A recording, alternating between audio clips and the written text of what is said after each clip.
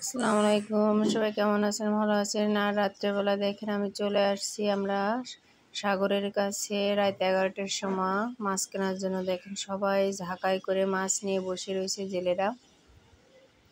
এই যে এক জায়গা কিন্তু প্রচণ্ড দাম মাছগুলোর। এই যে সাগর কাছে যে মাছের দাম কম তা না, মাছের অনেক দাম। তারপরেও তো এই যে লাস্ট ফিনিশিং এই যে মাছগুলো কিনে নিয়ে আসলাম। এই দেখেন কেমন একটা অবস্থা দেখাতিছে।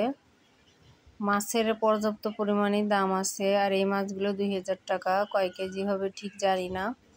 এই যে লাস্ট ফিনিশিং আমার মাছ কিনে আসছি অনেক রাত্রেবেলা বাসায়, রাত 11টার সময় যাওয়া হয়েছিল।